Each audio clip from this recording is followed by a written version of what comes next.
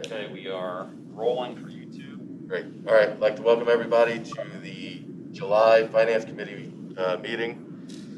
There was no public comment to my understanding. Very good. Yeah, no public comment. We could have a roll just to ensure we have the committee members present. Okay. Thank you, Mr. Chairman. Glenn Geisinger, Present. Frank Fonciano, John Hayes, Here and having trouble hearing you guys. If everybody who is on remote could mute so that we get rid of the background. Yeah, there's a lot of background noise on some of that. I don't know if we can mute some of the participants. I don't know. Well, let's get through the roll. There we go. There we go. That was helpful. Okay, that's good. That's good. All right. So Ron Heckman, Back.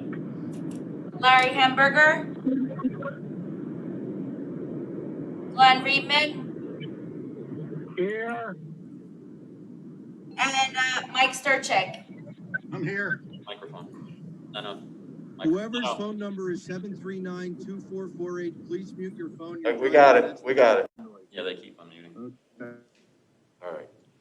Very good. We have a quorum. Thank you very much. Our action items are, to begin with, the approval of the meeting minutes from June 25th. Do I have any? Do I have a motion? I'm sorry, to accept the meeting minutes as presented. So moved. Do I have a second? Second. First and second. All in favor, say aye.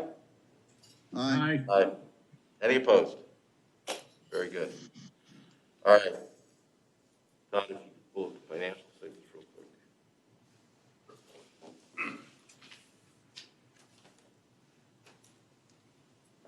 Good morning, everyone. Just going to walk through the year-to-date financials through June. Remember last month, I think we were about 450, so we actually didn't go in the negative even more, so we actually went back a little bit. Fortunately, that's because we got CARES money. So CARES money, $541,000. You see that on note number 5. So that CARES money, and that was for some kind of retroactive stuff, so it's not just 1 month. But that did help the results for the month of June. Pretty much the same story of stuff that we've been talking about since the pandemic. Revenue's down, particularly our activity-based revenue when you're talking about fueling, parking, terminals down. I mean, if you just walk through here, there's nobody here at all. And, we've done, I think, pretty much a Herculean type effort of managing our expenses given the circumstances. We've always done a great job, but I think we've even stepped it up another notch to kind of try to stay in survival mode. So next slide, please. And this kind of sums them up. We do this every month just to kind of get a feel for what's going on. Look at number 1, personnel, obviously our biggest cost, and that's where we've saved the most money. One thing to keep in mind, some of the costs, and we were talking about this before, some of the costs we have no control over. For example, we offered a voluntary furloughs, which means we have a ton of unemployment. Last year, just to give you an example, last year we spent $32,000 for the entire year for unemployment. We spent $140,000 in the second quarter alone. So even with that number, that's how much money we've saved. We consider benefits and salaries and those kind of things. So that's a big part of that Herculean effort. Number 2 is obviously what we talked about earlier, is the CARES Act money. I mean, I like for us to get that every single month, but that's not what's happening. And you can kind of see, so if you tally up all those things, even counting the CARES Act all the way down to number A, 1 to 8, $3.5 million. Knocking it out of the park. You go down to the other end, can't make up for that revenue. I mean, we're just chasing our tail. We're doing everything we can, and we're still $1 million variance between the two. That's what's going on. Todd, am I correct? Todd, one quick question. You mentioned the CARES Act money. We're still due $5.7 million? It's actually closer to 6.5, with the additional $1 million that we got for payroll support. Oh, okay. Okay, got it. Now, I'm glad you brought that up, Don. I mean, one of the things, and I don't think they took this into consideration when they came up with the CARES Act, for us, it's been quite the challenge to kind of manage the CARES Act. Its reduction of expenses is not the same as replacing revenue. So a lot of our expenses are passed through to the airlines that we get as revenue. So if we were to lower those expenses, it benefits the airlines, but it doesn't benefit us. So making the right expenditures to kind of work through so we can actually see a net benefit to us has been a challenge. We've had multiple calls, Ryan, Karen, myself, really trying to work with the FAA on, hey, no, not this one, this one, this one, this one, and it's quite the challenge. So even for the rest of this year, I think we're estimating about $3 million in total, and we'll talk a little bit about the forecast next week when we go through an exec session. But you can kind of see we're not going to use that whole $7 million this year. Some of that we're going to use for next year. So, but again, a lot of that is because we can't use it and it actually benefits. We would like to have it all this year if we could, but unfortunately we can't because it's just going to pass through to the airline. So that's pretty much the summary stuff. But I do want to acknowledge Karen and the rest of the finance team. I mean, I know they're kind of behind the scenes, and Karen's such a big talker when she's not on screen, but they do a great job. And behind the scenes, we got a new procurement manager who's really been helping us manage some of those expenses behind the scene. That was a really good hire for us as far as bringing in that person, and particularly what's going on right now. He's already paid for himself. So, any questions at this point? All right, thank you. You hear me? I do. Yep, somebody had a question. Do you have a question? Universities are spending a massive amount of time on fail to realize one thing. Does somebody have a question?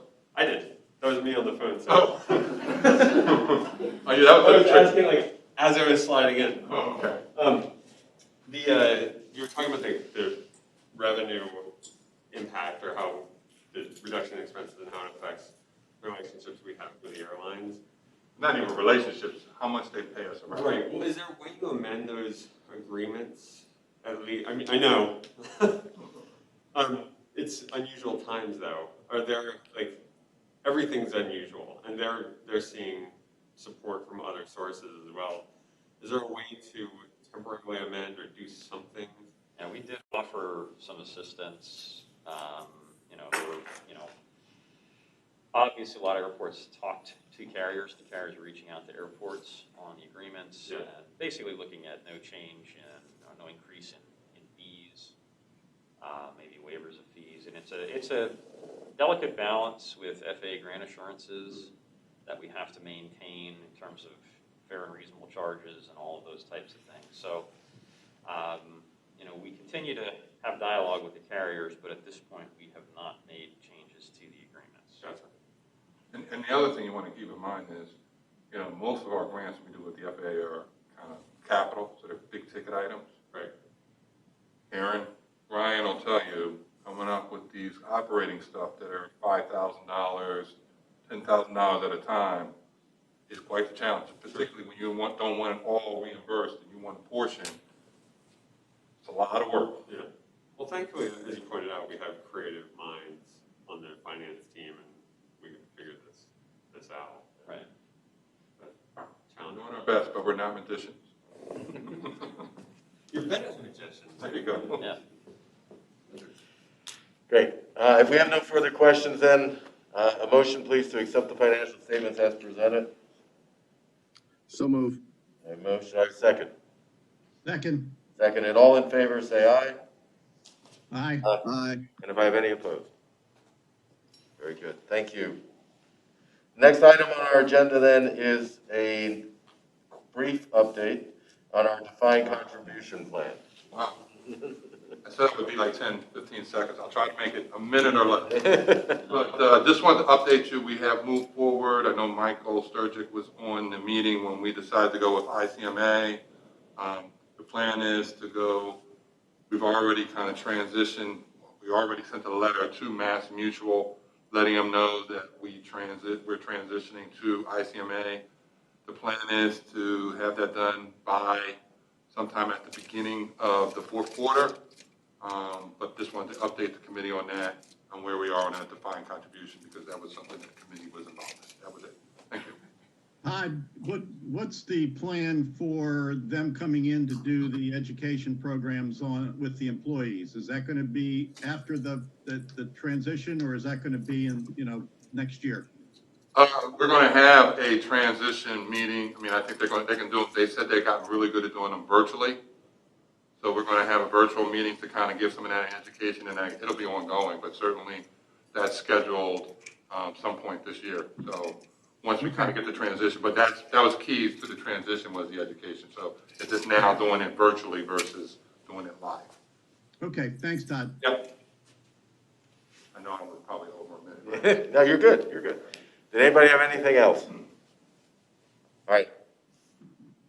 Is there any new business that needs to come before the committee then at this time? Hearing none, I'd ask for a motion for adjournment. So moved. So moved. All right, we're out. Okay. Time. Okay, I'm going to hang up. I'll drive over. I'll see you guys in a little bit. All right, John. Want to do a 5-minute before we roll into the next committee, or? It's up to Mike. Is Dowd on the call? Yeah, Mike Dowd's on the call. If 5 minutes, if we want 5 minutes, that's fine. If we want to get started, we can get started, and I don't think our agenda is going to be a very long one either, so. We do have one addition for new business, which we'll ask for a resolution on as part of business committee update of a PennDOT agility agreement. So. All right. I think it's sort of, no, I mean, nobody's even sat down long enough. What's that? Nobody's even sat down long enough to get comfortable, so. Okay. Just let's roll right in. Okay. All right, that's fine. So we can go ahead and Colin, if Get started, we'll call our meeting to order. Okay.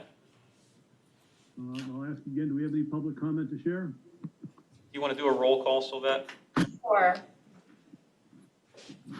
All right. Mike Dowd?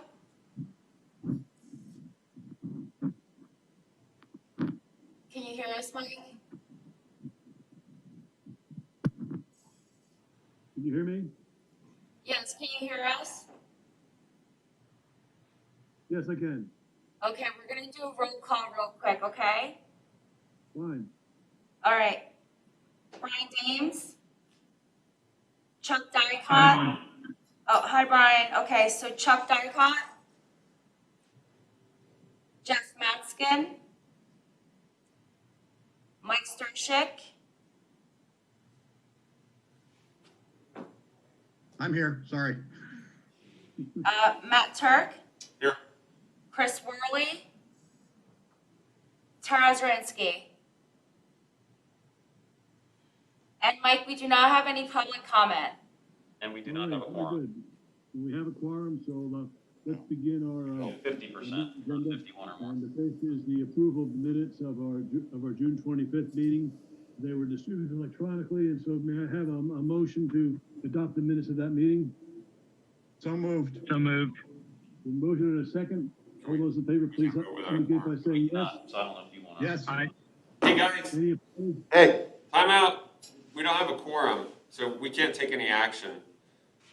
I thought we did. 4 of 8 is only 50%. We need more than. Somebody just called in. Someone just call in? Hi. Tara. Megan. Oh, Meg. Sorry, she's gonna help you with your quorum. hi Megan. Hi. Hi, everyone. We do have some update items that we can do there, right? So. Yeah, I mean, and we can certainly review the updates. We can't do the meeting minutes. And the new business item we could discuss or just move till board on Tuesday. All right. Let's see what happens Why this don't weekend. we move to the marketing update, and let's begin that. Okay, good timing. Yeah. All right, well, thanks, Mike. I think let's pull up the presentation now. Just so Megan has joined us. She's our manager of sales and marketing, so she'll kind of help me with the presentation here and answer questions. So wanted to give you just a sense of kind of where we are through second quarter on the marketing stuff, what we're looking at for the rest of the year, and even a little bit into next year. So obviously in the middle of March, things changed a little bit on our marketing, like everything else. So we just sort of, our first reaction was we pretty much just paused all of our plans and decided we, take a step back and figure out what we were gonna do next. So started considering what the campaign should look like from there and the messaging. We found out pretty quickly we had a responsibility to make sure we were communicating a message out to the neighborhood, out to our customers. But we needed to know what that message should be, and we needed to make sure that we were delivering it in a sense to deliver a sense of confidence, strength, and community in the airport. So go ahead to the next one there, Sylvette. Actually, I'm gonna ask Megan if you want to just talk quickly about these next two slides. Sure. So IPSOS is a global marketing research firm, and like Darren mentioned, we or Will mention, when we knew that we had to change our messaging and do something and get something out to the community, we didn't just kind of guess or figure this out right along the way. We attended some webinars, we consulted with our digital marketing agency, things like that to kind of understand what people do want to hear. So IPSOS is a global marketing research firm, and one of the webinars I attended included these next two slides, and I thought that this was really important to share. So there's four questions here that were asked. Could you share the screen? I was just gonna say, could you share the screen, because we can't see the slides. We can't see anything. Hold on, Sylvette's working on that. Sorry to interrupt you, Megan. No, it's okay. Did you go to that main Zoom window? If you go, I think, Go back down to. Go back to that's right. yeah, There you go. And click the picture of Megan, and and then, then expand that window. There you go. And go down to Share share screen. screen. and then just go to the, perfect, that's it. And then minimize that guy. There we go. Thank you. Okay. So basically, from this poll, there was an overwhelming yes response to the following questions. Yes, I want to hear from helpful brands. Yes, companies have a social responsibility to offer aid during the coronavirus. Yes, I am interested in hearing from brands that can help me navigate the crisis. And yes, I want to continue to hear from brands and companies on what they have to offer. Go to the next So slide. then you can go to the next slide.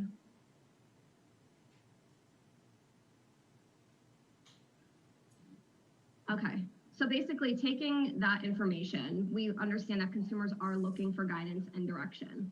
So taking that information and figuring out what our message should be, we know that we need to be clear about what our actions are and how we communicate that information and make sure it's important information and an aspirational message whenever possible. So we know that, we're not going to take this time to promote low fares because of the coronavirus. We're going to promote a message that if you have to travel, it's safe to do it through our airport. And so that's basically how we got into this initial message that you'll see on the next slide. All right, go ahead, Sylvette. So that's where we sort of came up with the safe, strong, resilient message. Honestly, I love the way this campaign turned out. I think it's one of my favorites, although I wish we never had to do it, but I think it was the right message at the right time. Again, we knew we had to communicate that the airport was safe and that safety, as it always is our top priority. We actually took some of these words from a memo that Tom had written. That's where sort of the idea behind Safe, Strong, Resilient came from. So it's good because that kept the message very unified. And you can see we didn't use kind of our normal airport photos that we would use. We wanted to use neighborhood photos. We wanted to make sure that our customers knew we were all in this together. The airport was part of the neighborhood. We were for. Yeah. So that sense of community that we talked about. So this campaign we started pretty much towards the end of March, ran till the beginning of June. We didn't want to spend a lot of money. We knew we wanted to communicate, but we wanted to do it without spending a ton of money. So mostly digital, one Lehigh Valley style ad that we were already committed to. So just a little under $5,000 for this campaign for that period. Go ahead. Where's the digital footprint? Megan, you want to talk about where the digital footprint is? Yeah, so it's mostly in the greater Lehigh Valley. We utilize a local digital marketing agency called Wide and Hammer. I'm sure most of you are familiar with them. We've used them for the last year or so, and we've identified different personas that we target. So they assist us in pushing out that information to these various personas. And then we use remarketing tactics as well. So we have pixels on our website. So we know who's coming to our website, and then we can remarket to them after the fact. And that actually does really well for us. Yeah. Okay, go ahead to the next slide there. So just want to introduce to everybody, I think you've all seen him by now, but Abe the Pilot. Again, this is something we've been working on for a while, long before the pandemic. Actually probably definitely since last year. Actually designed by a local teenager. So basically we did this for a couple of reasons. Again, we're looking at that neighborhood airport brand, so it was something to strengthen that brand, and now he's really become kind of our virtual spokesperson. So right now we're looking at, it's all digital for the most part, other than this is the cover of an activity book that we're putting out to give to kids and things as they fly through here and at events whenever we're able to start doing those again. It just gives them a voice to promote the airport, talk about why it's safe, give travel tips for kids, things like that. But we decided to kind of accelerate his introduction to use him as we moved into the next phase of advertising during the pandemic. So basically, the Fly Safe with ABE, we wanted to use Abe to kind of make this a little less formal, so we're so used to it as we go through every building now, seeing these regulatory signs. You must wear a mask, you must stand on this red dot, you must do these things. Let's put Abe out there to at least make it a little bit easier message on some of these things. So we created the name and the logo, the Fly Safe with ABE logo, just to make sure that we could promote everything consistently. This is something we're going to keep using probably for a while at this point in some manner, so that's why we wanted something that could continue to be repurposed. So this is right now running till the end of August. We started mid-June, runs till the end of August until we decide sort of where we go from there. We definitely did a little bit more with this, a little more digital again, some more social media, another Lehigh Valley style ad, chamber connections ad, and then the radio spot. Can you click on that icon so that?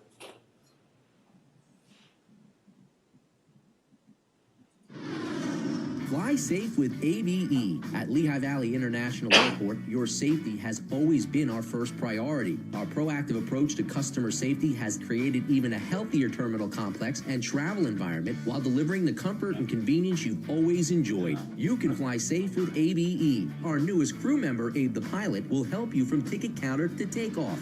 Learn more about how you can fly safe with ABE and meet Abe the Pilot at flyabe.com. Welcome back to your neighborhood airport. Obviously, our very own Colin Rickabon there, we appreciate that.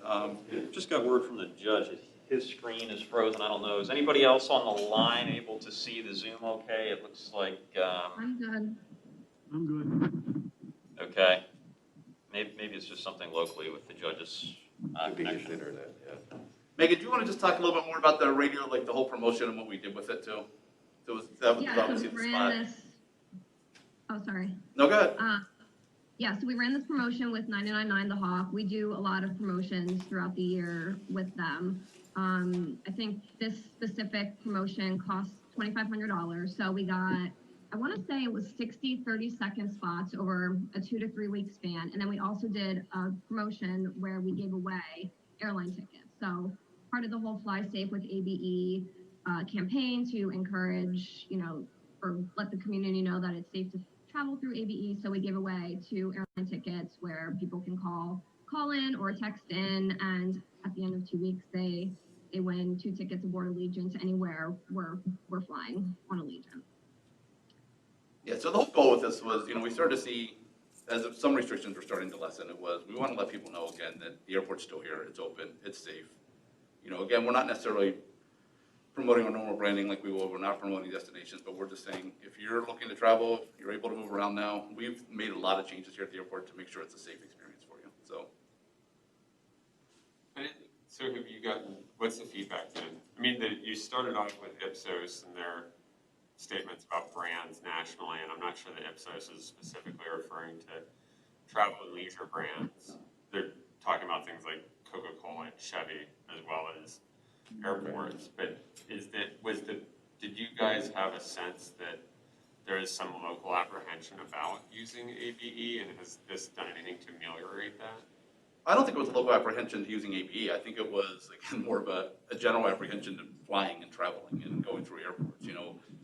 Most airports are doing some sort of campaign similar to this, in their own way. So that's really what it came down to, was industry-wide, and things you're seeing from the industry associations that came out with some of this guidance of, we need to instill that confidence in travel back in folks again, because you're sitting there thinking everything we're being told is stay away from people, basically, and everything else, stay out of confined spaces, all those things. So how do we let people know that, yeah, you can do this and do it safely, and we're doing the best we possibly can to make it the best experience for you.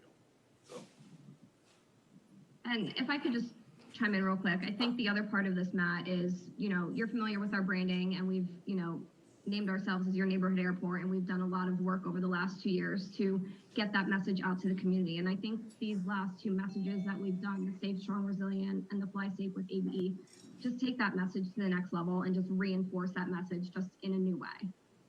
And that's, really, as I'm thinking about this, there's maintenance of consistency with our overall brand, which I think Tom comes from things that Tom has said often, which is ease and convenience. And how does this dovetail into, how does this extend the existing brand even through this unusual period? Right. I'm looking, I don't know, I think you're talking about spends that aren't particularly. It's Bob Friedberg. I'm on the phone and I can hear, so Great. I'm back with you.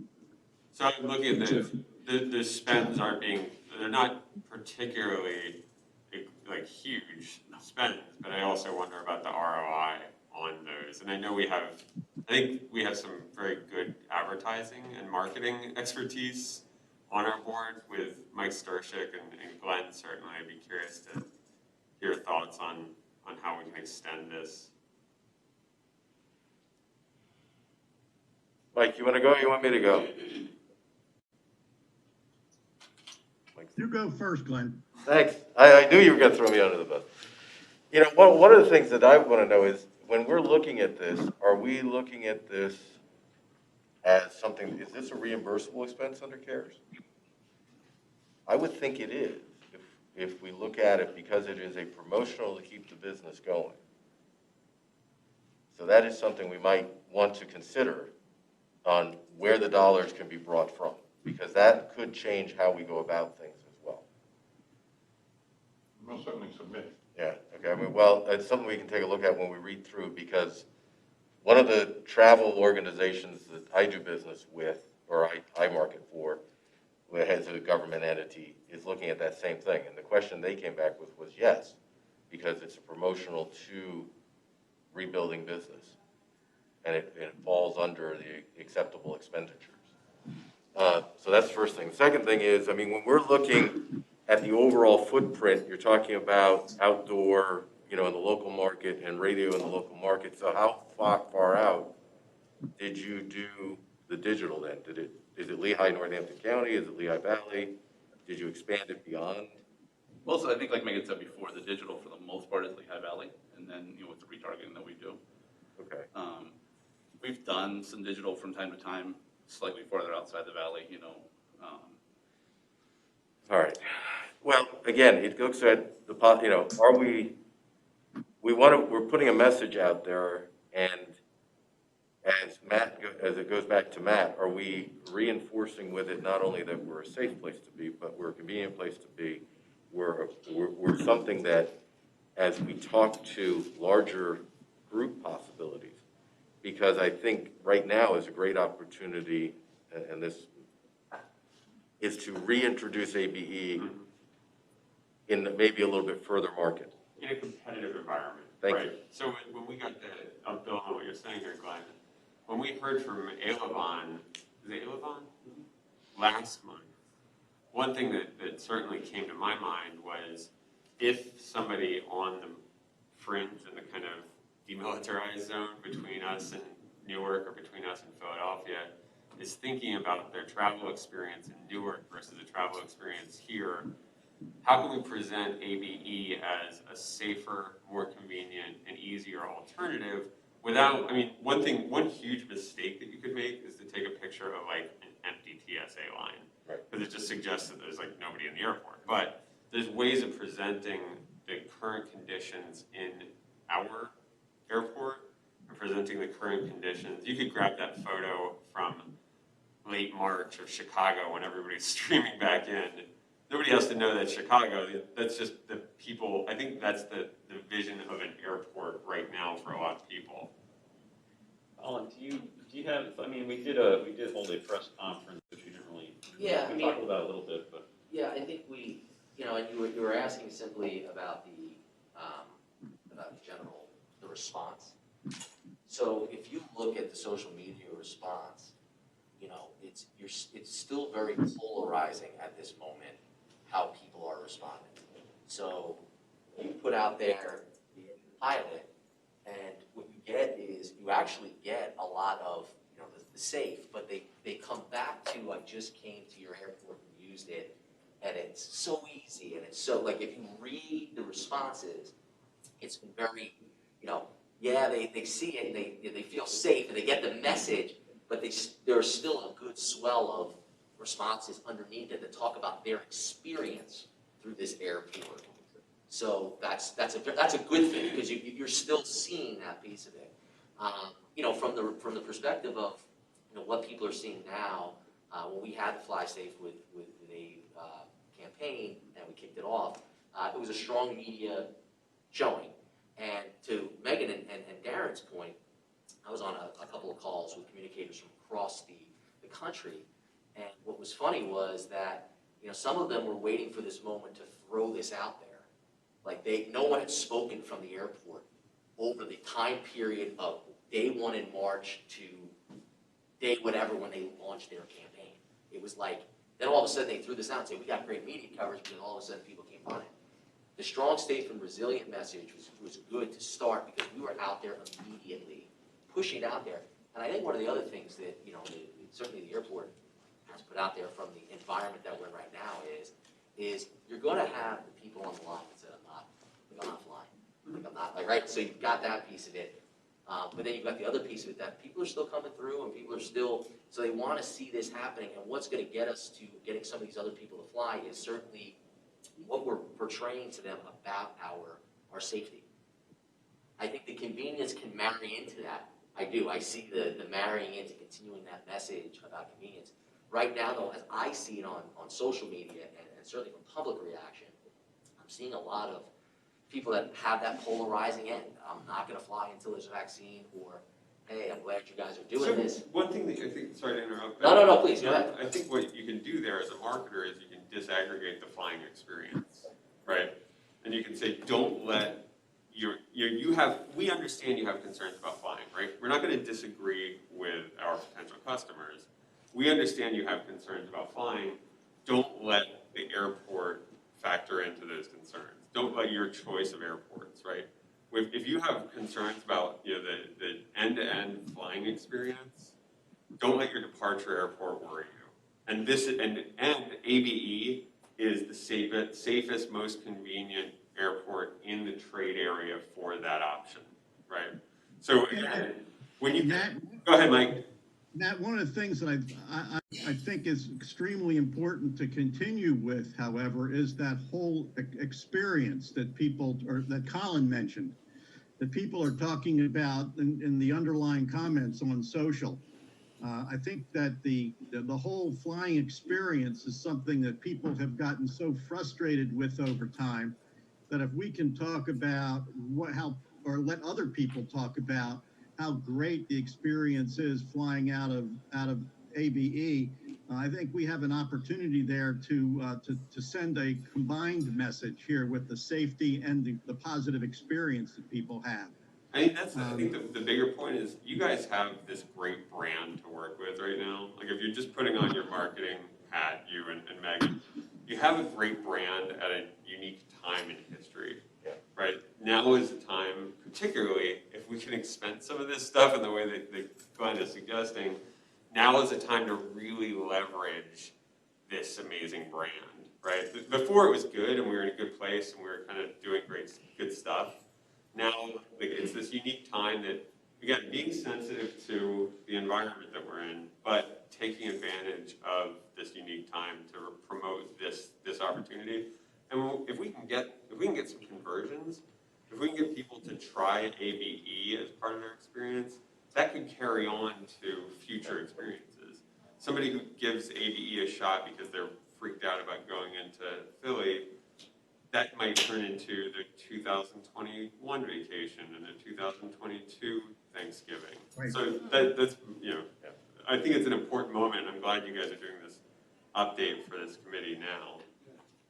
No, and I think that, I don't think that this, I get what everybody's saying about the convenience and everything, but I think that was, we don't see this as sort of separate campaigns here. I think that this is basically just building on that on the convenience, on the experience. The idea is that we still have that experience, and we've improved that experience in times where new amenities were necessary, new measures were necessary. We're getting out there to tell you that this experience is still good. So I get what you're saying, that we can add some of our, kind of, lack of a better term, normal branding elements into this as we move forward too. But Well, I think, let's take the discussion of the fact of messaging, the combination of messaging and the geography with which you want to message.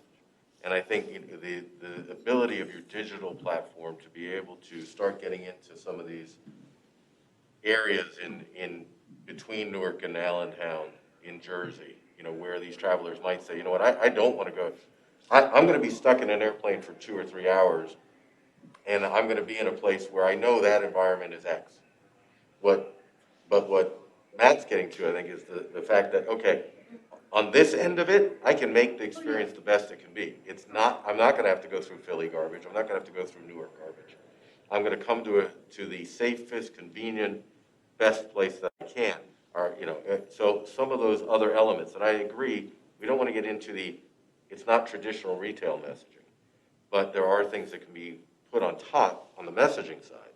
On the placement side, there's this whole geography that we need to really think about where we're putting that out, so that these people become associated and acquainted with ABE in a time where, to Todd's point, these people are going to drive and park. They're going to stay here for a time. Because I don't know that we're going to be able to recoup a business traveler differently, but a leisure traveler. the business travelers right now, we're not recouping, period. Right. I mean, just, But we all know leisure that. traveler, this is our chance to get to the leisure traveler and say your next vacation, your current vacation, your next vacation, your Thanksgiving trip, do them out of ABE, don't do them out of Newark or Philly. Well, particularly, another kind of competitive environment point is that business traveler is gone for us, and it's gone for Newark, and it's gone for Philly, and it's gone for Chicago. They are going to get to a point, those other airport systems are going to get to a point where they're going to make, and Elevon made this point as well, they're going to make a more aggressive push for those leisure travelers, and some of the leisure travelers that we take advantage of, which are the ULCC leisure travelers. It's kind of imperative for us to act to lock that group down within our trade area before Newark and Philadelphia start to attack that position that we have. Travelers are eventually going to be lured back. Those business travel, I get the impression, based on what I read around office, commercial real estate, that it's going to be a long, long time before we see business travel, period. But it's just not happening again. And that was, I think, kind of the point that... Yeah, I mean, I think it's certainly going to recover. I mean, I personally don't go with, there are people saying business travel will never be what it was, I'm not sure that I personally believe that yet, I can't believe But I think as comfortable or quick. Well, I think you're going to see a change. You're going to see a huge shift in the whole concept of, the virtual conferences. I've got a very good friend of mine who, their big thing is a national conference in their neck of the woods. This whole thing went virtual. Right. And I think you're going to see a lot more of that. You're going to see a lot more of the negotiations through utilizing the platforms that we're utilizing. I do a lot of business. Sure, everybody's doing business like that now, but wouldn't you rather sit in a room with somebody? I think there's a value to that, but I think larger corporations realize that it's going to take time. It's gonna take a lot of time. The leisure's coming back much quicker, there's no doubt about it, that's simple, that's gonna happen, but business will follow at some point, I think. You know. Well, But I think Matt's point is extremely important, that we have to strike while the iron is hot, before all the other people start trying to steal our thunder. yeah, we already have a solid foundation in that ultra-low-cost carrier group with Allegiant. We can reach out from our traditional 3 or 4 county area and really, go a little further out with our messaging to entice. I guess is where we're coming from, and I do believe we can look at those funds being reimbursed. Okay. Let's go to the next slide. Just a little bit about what we have done. The 2 smaller ones are some of the digital ads we ran and social media stuff, and then obviously the Adams board there. Does Abe have I might be jumping ahead, does he have a social media account? He does not at this point have his own social media account. Abe should have a dog. He should have a social media account. Easy. Like- I want Abe to have a sister too, but we're gonna slow down on all this. I was gonna say, Abe's like Abe's a little 20th century, we need like a 21st century. Just what's on our webpage, we obviously set up a page for this, just to give everybody kind of a one-stop shop to see what's going on in the airport, travel advisories, just, making it easy and driving folks to the website. Go ahead. And some of the signage, so, we wanted to, again, you're seeing the fly safe stuff outside the airport. When you get to the airport, you're seeing it here as well, so. And some of that, more regulatory stuff and informational signage, keeping Abe in there just to, like I said, make it a little less formal, still delivering the message without everything being, red signs with black lettering saying you must do this and you must do that. So just what we're thinking about through the rest of the year, trying to stay somewhat flexible at this point in time as we trying to look to see what's going to happen here with the pandemic and figure out what we're doing, obviously understanding what a lot of you guys are saying, and we'll look to incorporate some of that as we move forward. But it's, kind of, are we going to go back to more of our basic branding stuff, or are we going to continue on with the fly safe? I'm going to guess it's going to be some combination, But again, we need to be sensitive to what's going on with the pandemic, and, if we start to see more restrictive, measures going in that are going to slow travel again, as we're kind of already seeing with some of the quarantine things and the poor experience happening in a lot of the destination states. So right now, Todd, don't look at the slide because it actually has dollars on there that you won't be happy with. Can I ask a question before you go to the next slide? Did you do any brand testing with Abe or any other Abe looking thing? We did not. Did it? So you came up with one concept and you said, go on with it? We did. Wow, okay. Basically, we're looking at through the end of the year about 70,000. Now, out of that 70,000 are 2 of our large sponsorships, so we're not sure what's going on with those yet. Oktoberfest at ArtsQuest, I'm assuming, will not happen. Maybe they'll do something virtually and we'll still stay involved in some manner. And then the Phantoms sponsorship is also part of that. We have had conversations with them about what we're kind of doing going forward. They're obviously not sure what their season's going to look like, if there is a season at this point. So still working through those pieces. Apparently Music Fest is having like a fireworks exhibit on the last day of Music Fest, which is, I believe, a live event, because if I understood it right, it said bring your blankets and enjoy the food. So there will be people serving things down by ArtsQuest. If there's some way to get in on that and market there, that might be, I imagine there will be a lot of people there. We can talk about it. Like I said, most of what we've done with ArtsQuest the last couple of years has been Oktoberfest. Obviously, what we had found out normally with Music Fest, and obviously Music Fest isn't normal this year, was just that it's gotten so big. The amount of money that we're able to spend, it was really hard for us to make a whole lot of impression there. So Oktoberfest became a really great platform for us because we are the title sponsor there.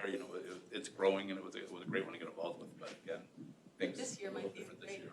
chance to get in on Music Fest, only because they might have waning sponsorship because it's not like it was. Actually, I think it's been, from what I've seen from Cassie and the ArtsQuest team, they've hit a home run with Music Fest. They've had a ton of sponsorship and Really? interest.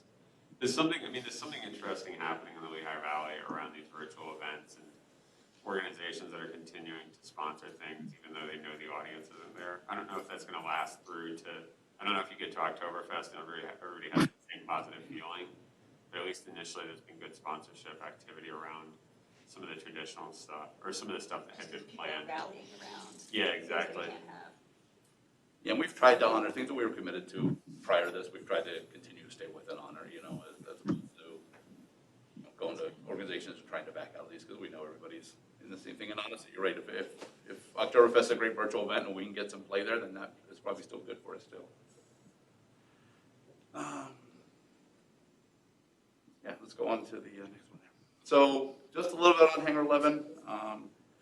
Looking at doing some marketing there.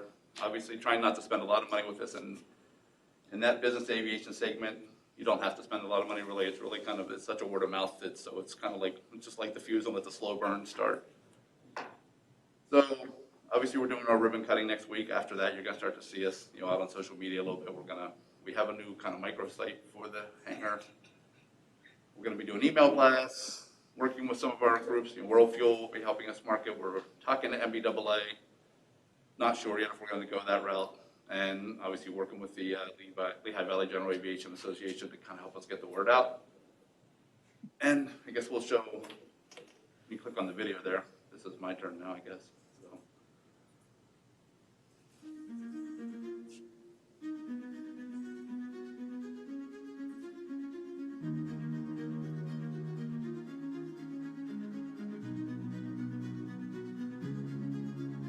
Behind me is our newest hangar here at ABE. We have 54,000 square feet of state-of-the-art hangar space just waiting for you and your aircraft to move in. We built this hangar to accommodate aircraft up to a G650. So whether you're flying a King Air, a Citation, a Gulfstream, we can accommodate you here at ABE.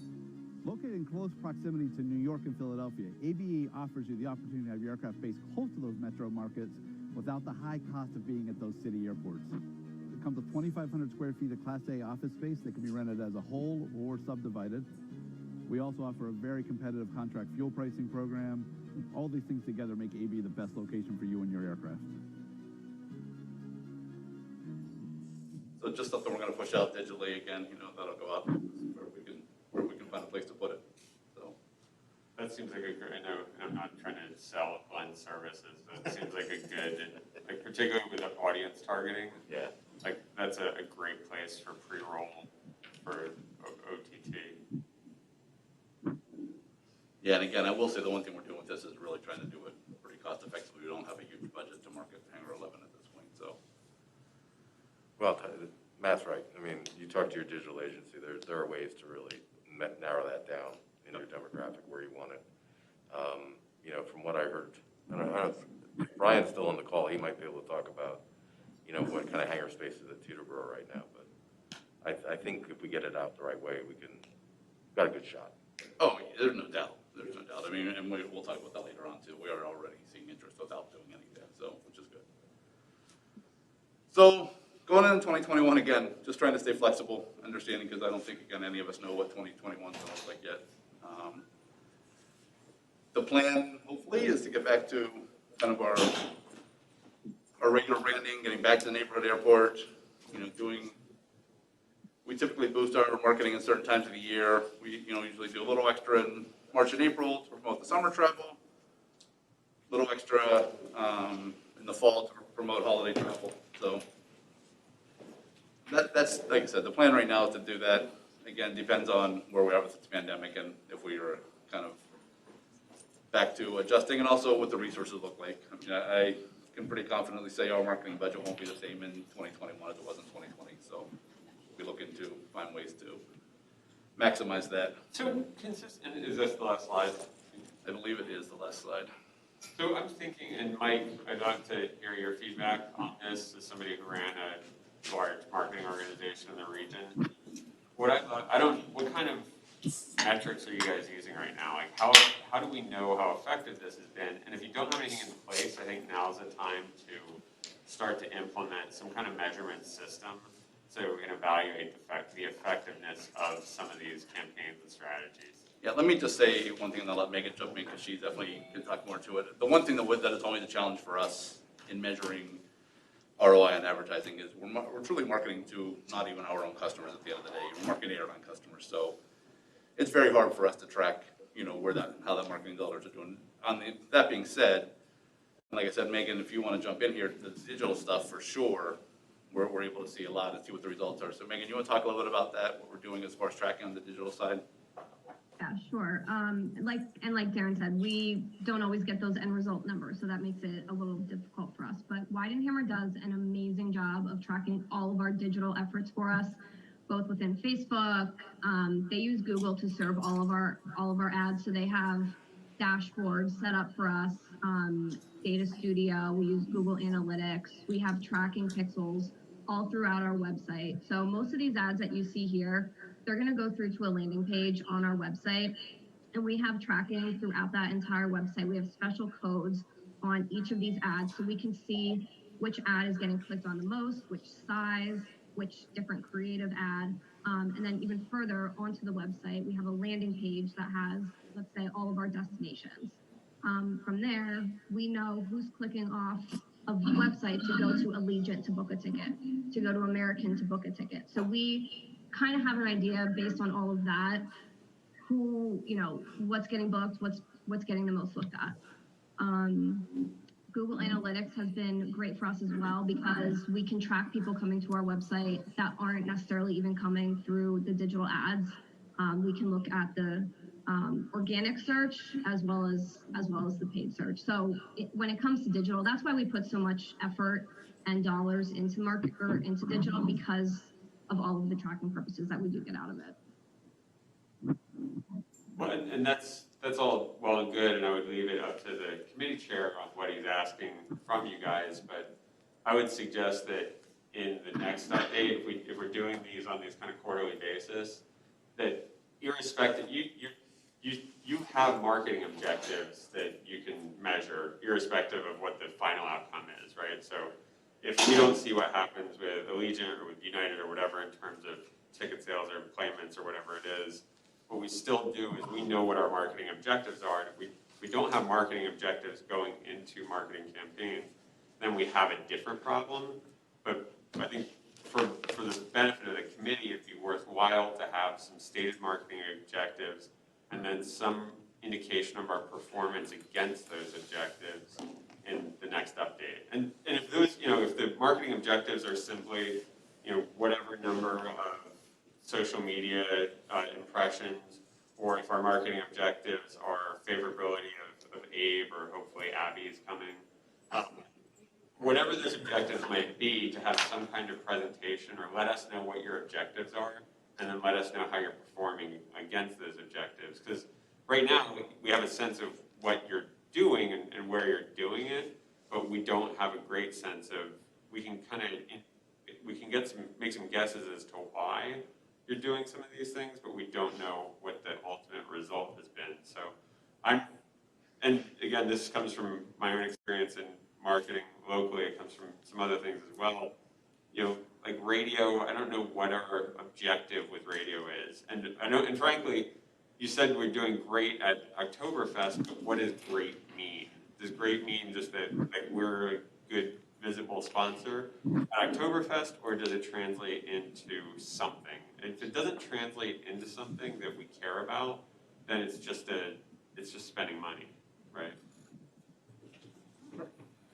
Matt, I think one of the things that it would be great to see, and Megan and Darren, I think it's something that for the next update is to share some of the that dashboard data with us over the discrete periods of time during which you've been doing this promotion, to share some of those the results.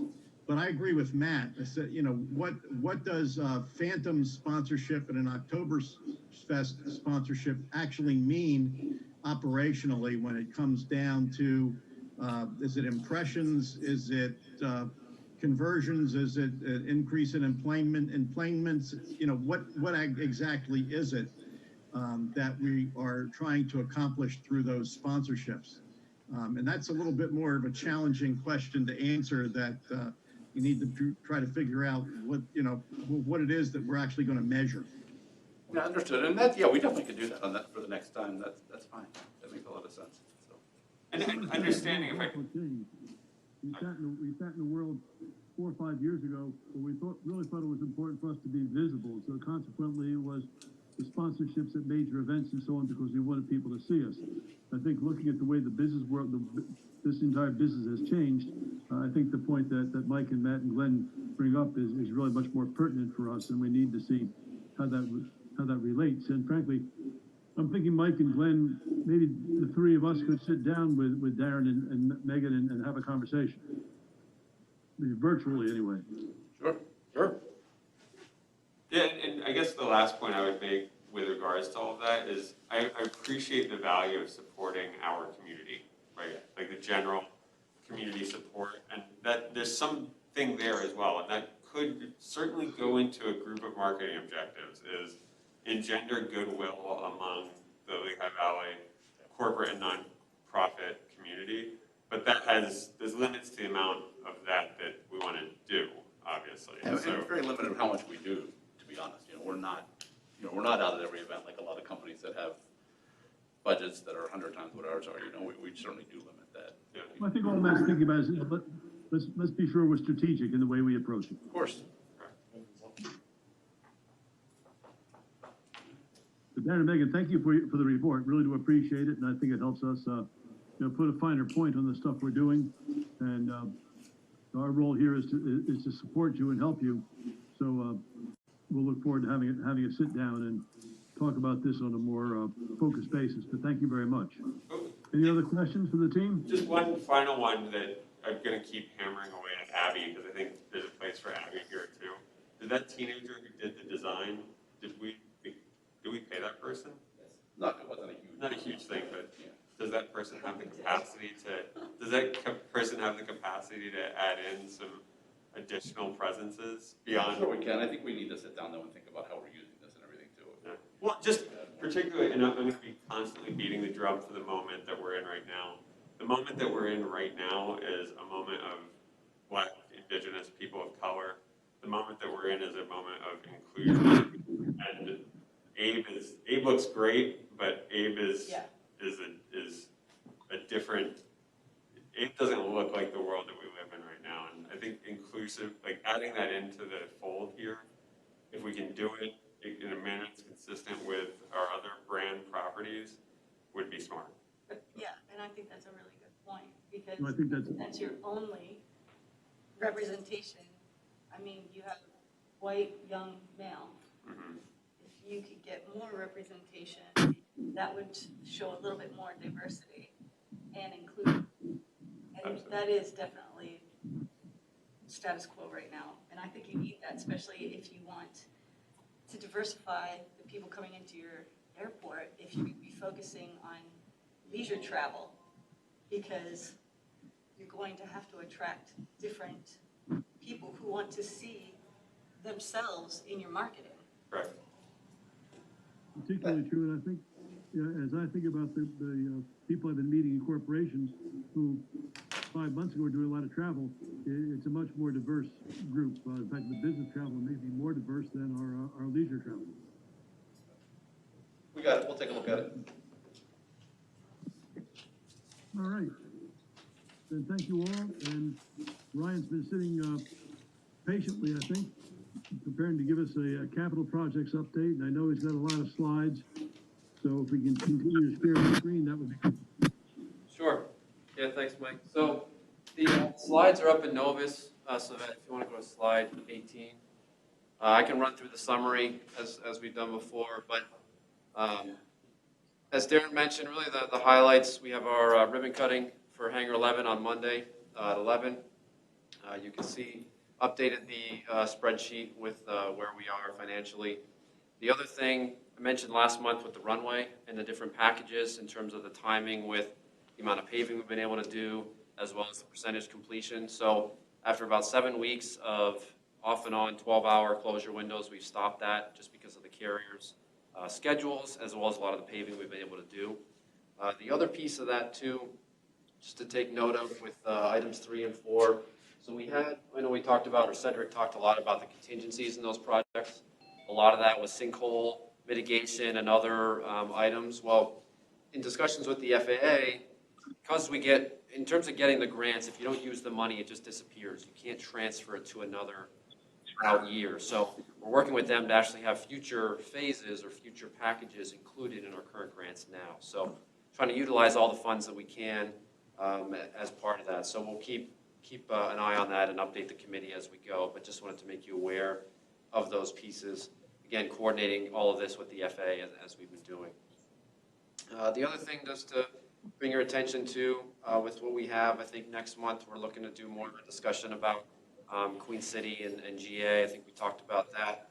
Our terminal connector, we've gotten our 90% documents. We're going to have a discussion hopefully next month with that as well. But in addition, we are working through the Braden terminal, which we've been talking about. The last piece we've had was getting concurrence with the cooperative purchasing from the state, which we have. So we're basically just working through that final design, negotiating the price, and then in August we're looking to bid out the site work, as we mentioned, was going to be split from the building. So still moving forward on those. Again, no major issues.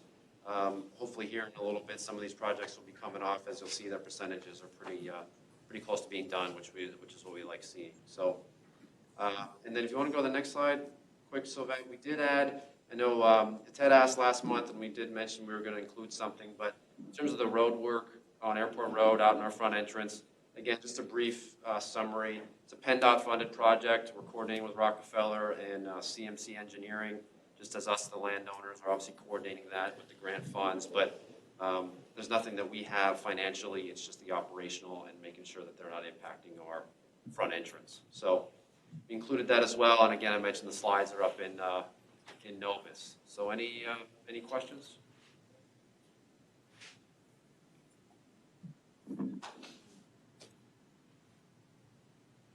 Scott, Ryan, thank you very much. You get the award for brevity this morning. Sure. All right. Thank you. And Tom, you tell us there's one more item we need to address under new business. Yeah, Mike, I guess we do have a quorum at this point, so if possible, could we just jump back to item 3 for the approval of the meeting minutes and then maybe roll to new business? All right, so let's do that. Repeat the idea that the minutes were distributed electronically. I believe we did, well, but let's have a motion to approve the minutes as distributed. So moved. There's a second to that? I'll second. Second. All right, all those in favor of accepting the minutes as distributed, please say aye. Aye. Aye. Any opposed? Very good. Then item number 3, thereof, we'll move down to item number 5. Correct. Thanks, Mike. So this one is a late add. I apologize for not having this sooner. We did get contacted by PennDOT, District 5, about extending or renewing our agility agreement. And essentially, agility agreement is an exchange of services. There's no money that exchanges hands. I'm not sure. Again, the last time we discussed this or actually entered into this agreement goes back into April of 2015. So Steve's here as well. This really is more of something that transfers in your area in terms of the services that we get versus we provide. I don't know if you want to talk about that a little bit. Correct. So every time National Weather Service forecasts a winter weather event, PennDOT basically uses their brine trucks when they're doing Airport Road. They come in and do our main terminal entrance roads and exit roads as part of their brining project. And in exchange for that service, we allow them to wash their trucks, the PennDOT road trucks, over at our maintenance shop. So it ends up, for a snow event, it ends up being about 10 or so trucks that they come over during the snow event to clean up, and then they're brining our roadways in exchange. So they may make multiple trips during a snowstorm as necessary. Right. And we found the brine to be very effective. We don't have brining capability within our staff and within our equipment, so it certainly cuts down on our use of salt, road salt, and certainly limits the amount of salt we need to put down on the roads and still have a safe treatment. So with that, I think, again, PennDOT's reached out, they've asked, as part of the original agreement, there was an option for a 3-year renewal period. They're asking if we can extend that 3-year renewal. Certainly working with Steve, the recommendation from staff would be that we continue the exchange of services here as originally entered into back in 2015 for an additional 3 years. It's completely the same agreement, no changes to it? No changes.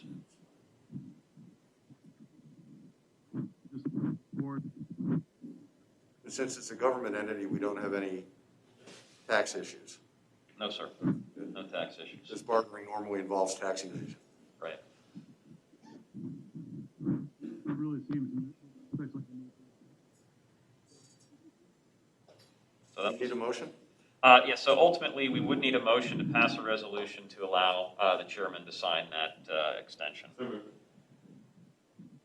Am I on this committee? Can I do anything? You are not. Okay. I'll second it. Okay. Tara, thank you. Any discussion? With all those in favor, please say yes. Yes? Yes. Any opposed? Motion passes, and we'll pass this along on Tuesday. Tom, we'll have a little bit more detail, perhaps? Sure, When we yeah. look on Tuesday? That's right, Mike. We'll be able to go into a little bit more detail on it, and certainly if we need to have some exhibits and notice, we can get those in. Again, apologize for the late ad here. No. Glad we can move it forward. Do we have any need for an executive session? So I do think we have one item which we did want to provide an informational update on as it related to fuel procurement. So we can certainly enter into an executive session for presentation of that information. Not anticipating taking any action when we reconvene? It's really at the discretion of the committee. If there is some further discussion that we need to do in public session, we can do that, but certainly want to be able to provide some background information as requested by the board on our fuel sourcing. All right, we've discussed that a couple times, so I have a motion to move into executive session. So moved. So moved. All those in favor, please say aye. Aye. Aye. Hey guys, this is Ted. I've been listening in for a while, but is this the executive committee or is this still the business committee? Still business committee. Okay, I thought so. Okay. So Colin's given us the high sign, so we are back in general session. So Bob, do you want to give us a quick rundown of what we discussed in executive session? During the executive session, there was a discussion about a potential contract, and I provided advice of counsel as to what the law is with respect to an aspect of that potential contract. And that's the reason that we went into executive session. We've come back into public session so that there can be a discussion in public as to whether that contract is appropriate or from a business standpoint for the airport authority. All right, thank you. For the purpose of discussion, may I have a motion to approve the contract with World Fuel?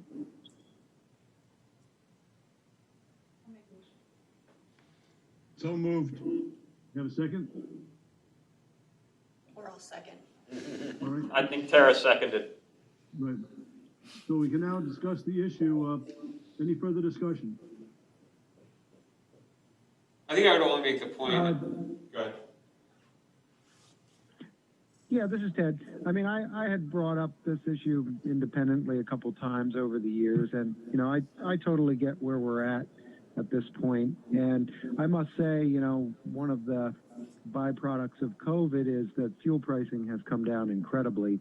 And so I was perhaps concerned, you know, that maybe our present provider was a little bit more expensive for the end consumer, the users of the airport, than perhaps other options would be.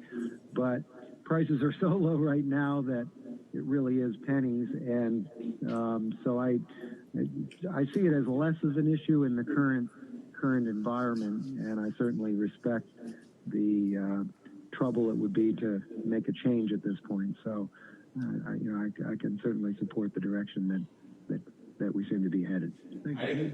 I'd agree, and I'd say that the value to World Fuel from operating in ABE is lower than it was when we first started having these conversations, but the value that they're proposing to provide to us is same, if not higher, than it was given our current situation and the cost of switching. So to me, particularly to take advantage, I know we've got some time before we have to make any kind of agreement with them to extend them. It may be in our best interest to take advantage of the calendar in general and offer or agree to this 5-year extension earlier rather than sooner, or sooner rather than later. I mean, we do have to have it by September 30th, so just to get the contract back and forth and everything, it would be good to get it, kind of move it forward now, so we have some time. All right. Mike, this is Brian. I have a question. Sure. Or a comment. So Darren, I just wanted to say I echo Ted's thoughts that I was looking at this from a consumer standpoint. I know that, sometimes filling up a corporate jet, is a $20,000, $40,000 deal at times. And so I appreciate the background that is done on this, the research that was done, and I understand the reason for the extension. So I just wanted to speak from, I guess, partially from a board member, but also from a consumer standpoint, that I understand, and I understand the investments that have been made and the investments that would have to be made for a change. Well, thanks, Brian. And I think the remark you and Ted bring with regard to being sensitive to our customer is particularly appropriate, what we should be discussing. So I think that input is really valuable to us. Any further discussion? Then all those in favor of moving this forward to the board with the recommendation to extend the contract, please say aye. Aye. Aye. Aye. Are there any opposed using the same sign? All right, then the motion passes. No, I don't see any further business on the agenda, so if none, I'll ask for a motion to adjourn. I'll second. Very good. Thank you all very much. Thank you. Okay, so we are going to take 10 minutes before we resume our committee meeting. So exec committee will meet at, let's call it 11:15. Does that work? Okay. All right. Thanks, Sylvia. Committee meeting for July 2020. I don't think we have any public comment. Do you think let's go ahead and take a roll call. Attendance. Okay. All right, Matt Turk, Here. Glenn Geisinger, Present. John Hayes, Here. Ted Rosenberger, Here. and Tara Zarinsky. Here. We have a quorum. Excellent. That was weird. That was interesting. I like that. Nice. Everyone's the answer for me too. That worked perfectly. I'll take. All right, so correcting that we don't have any public comments, Sylvette. I'd move on to some quick action items here. First, approval of our June 2020 meeting minutes. So moved. Thank you, Glenn. Second, John. All in favor of approving the minutes of June 25th, 2020, please say aye. Aye. Aye. Any opposed? Aye. All right, meeting minutes are approved. Additionally, we have our June 2020 invoice from Florio Perucci. All in favor of approving those invoices, please say aye. Aye. Thank you, John. Second. Aye. Well, we got Ted's on super delay. Yeah. Terry's got the second. Ted already voted aye to approve. Have like an aye button going. I think you asked for approval before you asked for the motion. Sorry about that. That's all right. So we've got approval on that one. Yeah, it was Pam. Thank you. With no additional action items, we're going to let Darren talk again because he loves talking. We'll take an update, a development update from Darren. We'll also make this one pretty brief, I think. So go ahead, Sylvia. Just a couple things there, products. great call with them the other day. Myself, Ryan, Matt, we're all on the call. Just talking a little bit more just on their lot configuration orientation, some of the stormwater, and just some of the responsibilities between what we need to deliver to them and what, what ultimately is theirs. They are working to schedule some meetings with Hanover, start talking about permitting. Out of the meeting the other day, there are just a couple of tweaks to the ground lease that need to be made, so that's being done. So conceptual design basically is done. That was scheduled for June and is pretty much done. We expect at least to execute, I'd say October latest, but we'll keep October in there, hopefully under promise here. Then permitting, they're planning to be complete by next April, and then construction about a year, or a little better. So moving along, staying on, and progressing well. So run back to our product for a second. This is new construction? Total new construction. Totally new construction on undeveloped land. On undeveloped land, just east of the terminal here. Nice. Go ahead.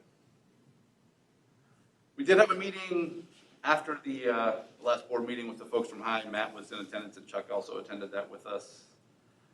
They submitted a new proposal. Obviously, the hotel industry looks pretty different than it did a few months ago. There's definitely some things in the new proposal that are problematic that we're discussing with them. One thing that we did come out of that meeting agreeing is that we were going to have an informal meeting with PennDOT to just discuss the airport road and limitations and what ultimately can be done with the site. I know Tom's been talking to Mike Reber and we're working to get that scheduled hopefully very soon. Had a call again with High yesterday with Tony Sykes from High and just talked about some other deal structures and we've talked a little bit about how Harrisburg did theirs, so we're gonna do a little research on their structure and see if that's something that might work for us.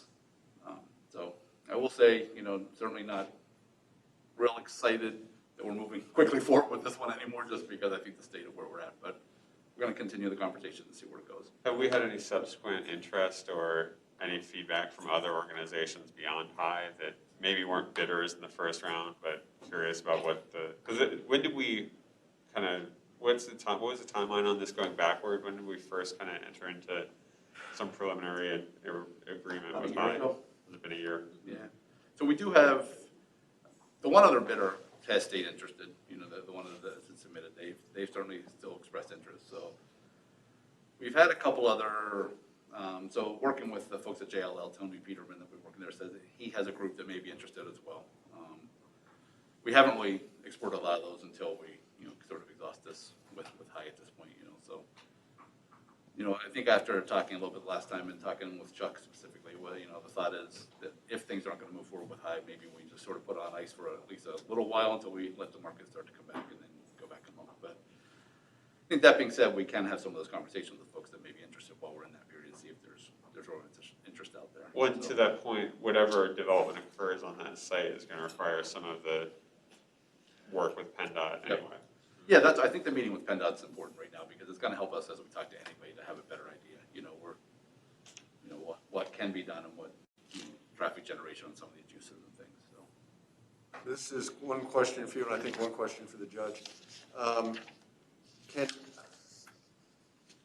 Do you think High really wants to move forward on a hotel at this point, or are they simply dragging us out while trying to keep the property tied up just in case things turn and then they can move? So I'll put it this way. After the call yesterday, the way I described this to Tom was, it's like when you call the contractor out for the job that they don't want to do and they say, I'll give you a bid of 10 grand for the $5,000 job, and if you take it, I'll do the job. Yep. That's what their proposal looks like, to some end at this point. It's just, I think yes, they'd like to stay on. They'd like to get a 3-year option at basically no cost to them to hold the property until things get better, I don't think that makes any sense to us. No, it doesn't. So, And that leads to the second question. This one's probably for the judge. Is there anything in anything that we would have to, if another party approached us to talk about the property, do we need to RFP that out, or can we have those separate sidebar conversations? We'll let the judge answer, but I don't think we ever had a legal responsibility to RFP this in the beginning. This was more of a community, such responsibility to say, hey, we're going out to make sure that we're talking to everybody possible. But I mean, Judge, if there's something different, please weigh in.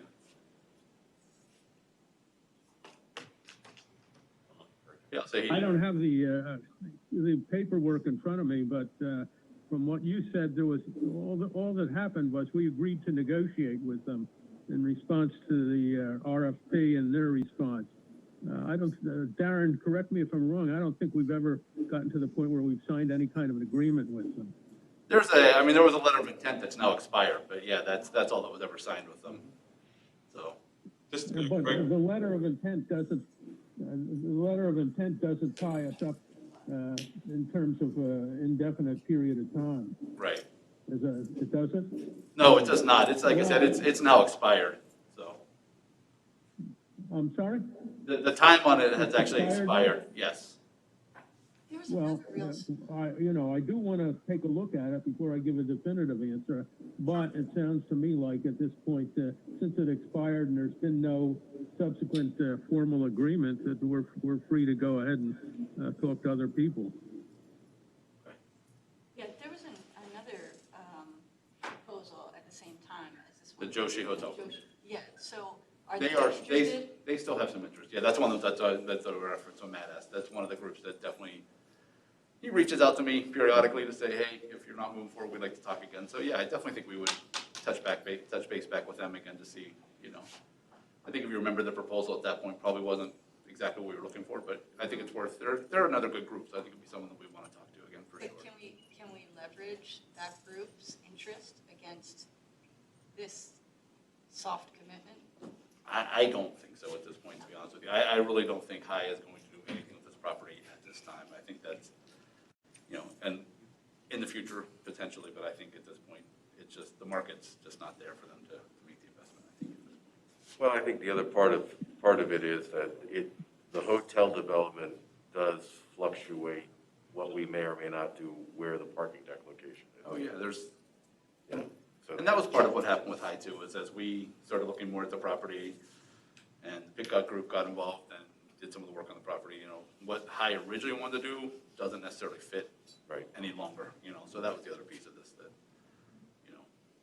that, Todd, do the costs associated with this project get capitalized, or are they expenses, purely expenses at this point?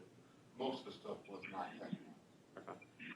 I just think about that, if we do move on, it'd be nice to at least have some kind of GL code for this stuff, so that when we do look at the total project expense, we're capturing everything going back to, again, maybe there'll be a Majestic slide here, but this is now, we've seen now in a couple instances where we have very long development timelines. And I think that over very long development timelines, you tend to forget expenses associated with a project earlier on, and it can cloud our judgment. You never forget. Todd doesn't. The viability of a project. I would like to know what they are, but I want to expense them. Yeah. I don't want to carry them. Sure, agreed. Yeah. Yeah, we have to piggyback on that, we have project codes for all of these stuff. Okay, great. They actually get capitalized when the project is finished. If it isn't finished, then it's expensive. Gotcha. and on this project, the good thing is we spent a lot of time, but there's not a lot of outside expense, so definitely some staff, and there's some expense. Almost time is money. But, no, I agree, we definitely spent, there's been investment, but But there's no outlay of cash. I wouldn't say none, but a smaller amount, you're nowhere near like where we're at with Majestic, I think, so. But it may be, to that point, it may be worthwhile, again, knowing that this is a site that we'd like to develop. If there's an opportunity to, and again, Todd's the financial maestro on this one, but if there are opportunities to make expenditures that we'll be able to use later on. Now, again, because of those long timelines, if we can make investments now that will have future benefit, it may be worthwhile knowing that, because when we get to the point where the reason we do any of this development is to create some financial security in the future, and that's a place where we can certainly make improvements. All right, so you mentioned Majestic. There you go. Good segue. Thanks. So we did. We talked at the last time. The board wanted us to get some advice from Peter Kirsch. So we had a call with him and some other members of the firm. Peter's taken some time and just returned a red line document and a list of comments that Tom and I just on the 21st, so a couple of days ago. He is limiting the red lines to those, the specific issues, so we're not getting, real wide in scope, which is, but he also had, like I said, he had a list of comments that he just thought, he said, as an attorney, I feel like I at least have to put these in front of you guys to understand, he said, because it's the first time he's really spent a lot of time with the agreement. So, we are scheduled, we had a call scheduled for the 29th. I think that actually may push a day, because it sounds like they had we just got an email that they may not be able to make that. But hopefully next week we will talk to them and get the red lines back to Majestic by the end of next week or so. Does Ed know what our game plan is? What's that? Does Ed know? Yeah, we had a call with Ed yesterday, so we have weekly calls with him, so. Yeah, we actually had a Zoom call with him, so we got to see everybody. Yeah, and after we spent 20 minutes of Ed playing with all the fun features of Zoom and and sunglasses and everything else on himself, then we actually talked about the deal for 5 minutes and we were good, so. Go ahead. Just below Hangar 11, we have one tenant that looks like they will be moving in there. I hate to even say that because they haven't signed it yet. I don't want to jinx that, but we have an Embraer Phenom who has been sort of kicking the tires. I'm not sure how serious that one is, but we do have someone coming in tomorrow. I'm showing the space to the owner and chief pilot of a G450 that I think is currently based in Jersey. So without really doing a whole lot, we're still seeing interest, which is good. So pretty comfortable with one tenant. The one tenant soon, and like I said, we'll see what the Gulfstream looks like after tomorrow. You guys are probably aware of this, but it's something that I just noticed over the past month. There's a company in our very close vicinity called Shift 4 Payments that went public recently, and that's why they were on my radar. But their CEO has another company called Draken. He's got a couple of companies in the aviation, and he actually has a company that owes us some rent right now. Okay. That's all I'm gonna say. Not a great candidate for. And yeah, I'll tell you a whole history someday. So, good people, but we've had conversations. They actually did talk to us about this hangar one point in time, but I don't know what they're doing exactly with their stuff. So, gotcha. You mentioned someone that you're talking to coming out of New York. That is a rich market to market into right now because everybody's moving out of New York. And take business out of Teterboro and bring it over here. Absolutely. Yeah. Yeah, that's what we've talked about, after the ribbon cutting and a lot of the digital and the things that we're trying to do is hit that market, basically. Yeah. You're definitely seeing people, and this is what's happened in the past. Most of our based aircraft here, the majority of their trips originate out of Teterboro and Westchester, but they base here because it's so much cheaper to base here and cheaper to buy fuel. So they do that, and that's I'm sure what we're going to see out of this hangar as well will be the majority of them will be that same type of idea. So. Manhattan's lost a few 100,000 people right now, or the boroughs, I should say. Some of them own planes. Right. Oh yeah, for sure. For sure. I think the good thing for us is getting that first tenant in there is just so important because it's just one of those, it gets people understanding it's open. We get in there, and word of mouth with this will just go crazy. We don't have to do a ton of marketing because people will know it's out there. So good. I think that's it. Any questions? I'm happy to answer. Thanks.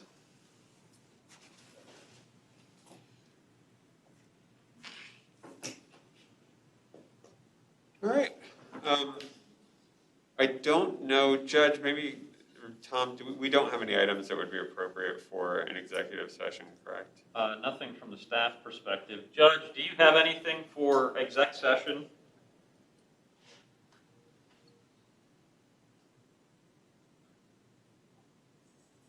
Sounds like a no. Silence. I do not have anything for executive session. Okay. One of the tasks of the executive committee is to do a performance evaluation and review of our contract with our solicitor. The judge has advised me that that does need to occur in public session, but he has also, in order to allow for a candid conversation, he's offered to leave the discussion. So I think that would be the last item on the agenda for us. We would, unless there is any other new business, I would then, after that discussion, ask for a motion to adjourn. So without any other business, I think we can ask for the judge to part with us and then move into a discussion of the solicitor's performance. Is that okay, Judge? Okay. Yeah, that's my proposal. It's not an appropriate discussion for an executive session. There's case law on that, and it's got to be in public session. So in light of that, I offer to excuse myself from the discussion so that there could be a free exchange of ideas. So at this point, with your permission, I'm going to hang up, get off of the call, and wish everybody a good day, and we'll see you on Tuesday, I guess. Thank you, sir. Okay. Thank you. Good afternoon, Judge. Yep. Goodbye. Bye. What's that, Tom? I think because it's public, we should Public probably session, keep I think the stream going. He could be watching. He could. I think that just for the purpose of, I think it's easier to discuss. Let's treat it like Schrodinger's cat. Let's assume that he's not watching. Right. Assume that he's not. But I did share, so staff shared with me a document that was used to prepare or to perform an evaluation of our solicitor in the past. The bylaws of the LNAA state that the executive committee is tasked with performing the performance doing the performance evaluation and contract review. You guys have advised that we do not presently have a contract with our solicitor. Or a letter of engagement. Right. So that's something that, just keep that in the back of your head, that we're not presently under contract with our solicitor, as we kind of consider how to proceed on that. What I want to do here is have a discussion, get everybody's feedback, and then I'll write a summary memo to deliver to Florio Perucci, summarizing our discussion here and serving as a performance review. But what staff provided me with in the past was, or that was performed in 2018, was a simple kind of 5-point performance mechanism or evaluation mechanism that just asked for, a 1 to 5, or I guess a 0 to 5 scale on legal advice provided, on the Florio Perucci's operations work, Florio Perucci's relationships, communications, and finally the cost and value of the services provided. I got some feedback from members of the executive committee. I sent surveys out. I'd say broadly, without getting into great detail, everybody was in the kind of, their average score was like a 3.5 on a 5-point scale. So that's in that, 5 being the highest and 0 being the lowest. So broadly, I think everybody, whether it's communications value, legal advice, et cetera, was viewed positively. The comments, some folks filled out comments, and it was largely to the effect of the firm does an excellent job with relationships. They've always been pleased with the response time and cost-effective manner of the operations of the firm as it relates to the airport. So again, pretty basic comments there. I'd ask members of the executive committee, and Ted certainly weigh in if you're still on with us, for your feedback on the solicitor's performance related to the past year of activity. Keeping in mind that we've had, maybe you can help me take it down, but we've got the work that they did with us around Grace Industries. There's work that was provided, or assistance and guidance provided to us on the World Fuels item. Work that was provided to us related to personnel matters with the air cargo operation. So as you've thought about that work, I'd invite your feedback in that regard. And I asked Tom to join us as well to provide, because he has such a direct relationship with the firm.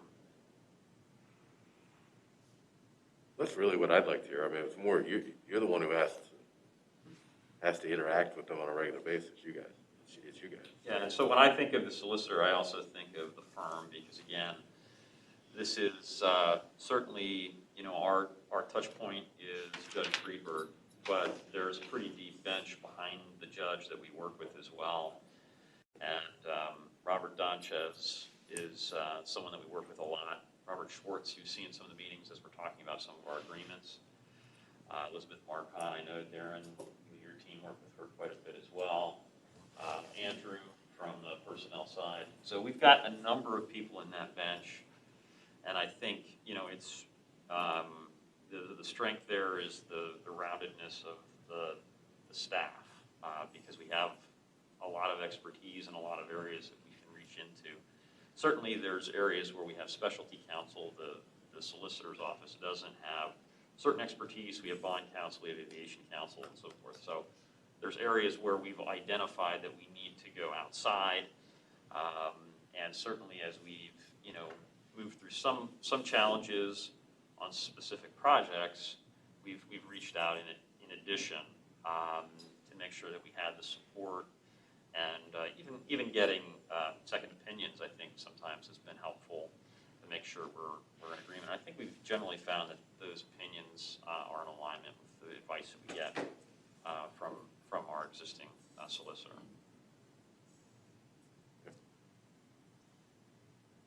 You guys, anything from your experience?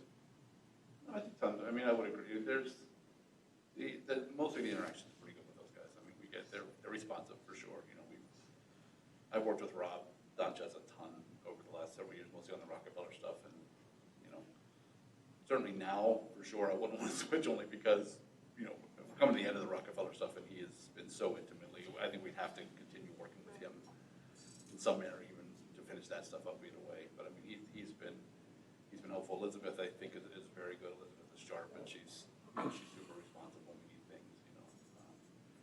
You know, certainly I work with the judge a little bit here and there, but for the most part, it's the other folks that I work with when we need something. So this is the entirety of the firm. Yeah. To Todd's point. Yeah, Robert Schwartz, the other one too. I think Robert's fantastic. I've actually really enjoyed working with him. Very good. Todd, how about personnel advisory? I know that's been. I think we've been getting some, we've got some good information from Andrew. I mean, I've certainly used Elizabeth on some other things. I think there's been a lot of opportunities to get additional opinions, additional approaches. You know, when you deal with personnel matters, I think sometimes we need somebody that's a little bit more proactive. Not that the answers we don't get, but it's like to kind of think ahead, anticipation of additional problems that we actually sometimes have to go outside for, so that we are not, you know, only thinking what's in front of us, but what's down the road. But I think it's been helpful to have, you know, that initial opinion from Florio, but there's also been opportunities when we have to go out and get some other opinions, or come in from a different approach. I mean, one of the things that we've seen, particularly on the personnel side, is this need to settle, you know, and that's kind of created an atmosphere of, I'll just write you a check. Gotcha. And that attitude is something we're trying to change, because we are not a blank check.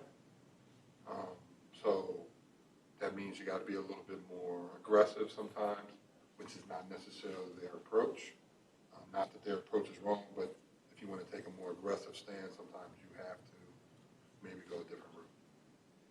Gotcha. And that's a really interesting point, is that the conservative nature and the lack of interest. And has Gloria Prucci been our solicitor since the bad days?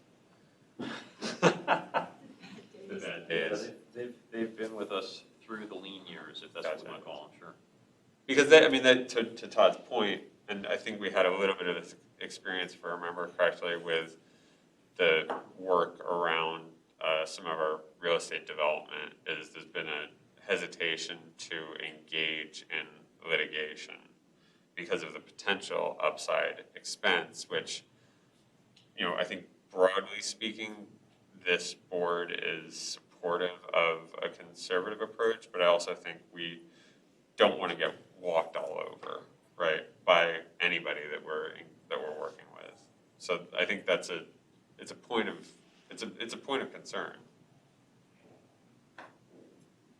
Because even, I mean, and like I said, I think we, you know, for our size, we're about 300 employees, give or take.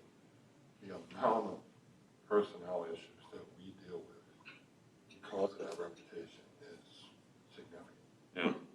It's significant. Because you're Because we're perceived as a blank check. Which, and I think interestingly though, so to go back to the other thing, I think I've heard a couple times that it's good to have, that we've gotten additional opinions. Right. Whoever your solicitor is gonna require those second opinions. Correct. But I think we need to, and that's, again, the other piece is that we're free to, our solicitor provides us with counsel, and then we're free to take or leave that counsel. Correct. And so that blank check atmosphere is one that we can combat as well in cases where we may disagree with the opinion of the solicitor. Although much of that remains with the administrative staff and doesn't make it over to here, but presumably if we determine that we wanted to change that atmosphere, that's something that we have to take on as an executive committee. I think you have to kind of think about it almost on a case-by-case basis, because you know their approach is going to be more conservative. And there's times when you want to be conservative, but there's other times when you're going to know this is not the time to be conservative. And that's when you have to have that flexibility to say, let's go a different route on this particular situation. You want to have both, and you can't have, and they're consistently on the conservative side, which is great. You know that's how they are, but other times you want something a little bit more aggressive. Yeah. Judd, in the area of labor law, I've worked with a lot of labor attorneys over my career, and I can count on 3 fingers the number that were worth anything. Too often they just want to roll over. So to me, one of the things we've got to make sure is, does Florio Perucci have the right labor division for us, for what we want to accomplish? And that is a very particular area of the law, because there is a lot going on. You've got certain sections of the law that are completely stacked against the employer, and 100% stacked in favor of the employee. Even if the employee was dead wrong, it doesn't matter. And then there are other areas where you've got more defense mechanisms. So identifying the right labor counsel for you is, or for this organization, is not an easy process. And Florio Perucci presently provides us with general counsel as our solicitor. You've already identified that we have aviation counsel, we have bond counsel. It may be advisable that we engage labor. On a case-by-case basis. On a case-by-case basis, we do have additional labor counsel, again, as I mentioned, for second opinions. And as Todd points out, depending on the circumstances, there is opportunity where we maybe want to take a different line on something. So typically we'll see that opinion from both counsels, kind of get the compare and contrast from both, and we can kind of make a decision from that. Gotcha. You got to be willing to have the stomach for it, because you have a labor issue with this entity, it's going to end up in the paper. I've got the same thing in banking, and you got to stand up for what's right. And we try to do that. As I said, it's a balancing act. I mean, it is. Sometimes things happen. Hey, you try to move forward, it's not working. But then there's times where it's like, we can't. Broadly speaking, Florio Perucci has been collaborative when we've engaged outside counsel. Like, I know the closest experience I have is with the engagement between Kaplan Kirsch and Florio Perucci on the Majestic project, and that seems like it went well. Yeah, I would agree. You say the same for other? Yeah, for our other counsel, I mean, the bond counsel, Todd has more experience there. I mean, the bond counsel has been fine. I mean, I think where you have conflicts is where they have inside expertise. These other areas, there's like, hey, we're only going to them, and they're the expert. They're not going to argue with a Kaplan because they have a particular expertise. It's where they have an in-house labor person. We're using Andrew. And Andrew's a guy, don't get me wrong. He's helped us in a lot of situations. But if you come in with a different opinion, that becomes kind of a little bit more combative, because they think they've got the expertise on all issues. That's where it's a problem. What were you going to say? No, I was just thinking out loud. Sorry. No, but I like when people think out loud. Some of these specific questions relate to, or the questions that are in the evaluation relate to the proactive nature. So there's the proactive on things that we're dealing with. There's also a question of proactive advisory services on other stuff. So things that we're not necessarily thinking about or not dealing with at the moment. And those are, I don't know what the general advice, are we getting kind of general proactive advice from council on things that we might not anticipate?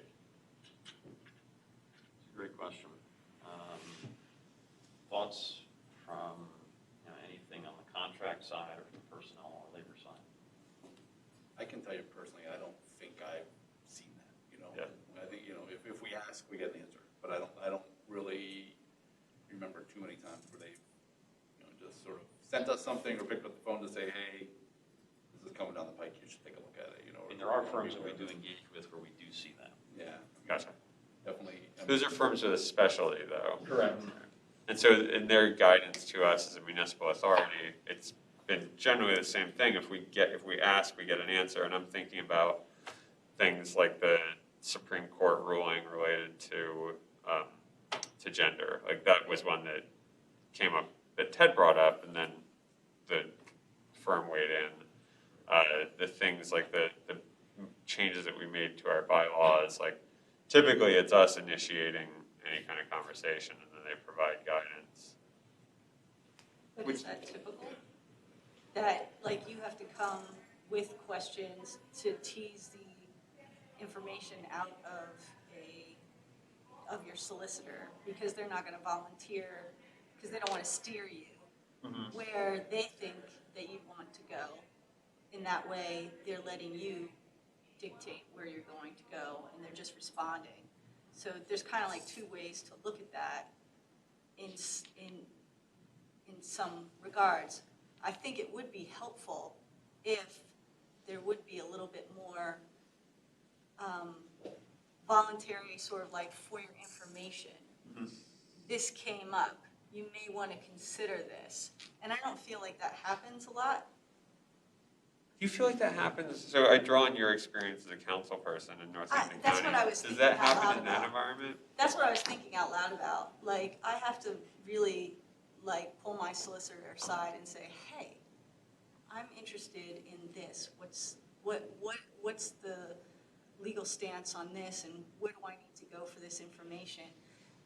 And often I think it's because they don't want to influence what you're doing. Like say, hey, Tara, I have this for you. They don't want to influence in that way. That's not their role. Their role is supportive.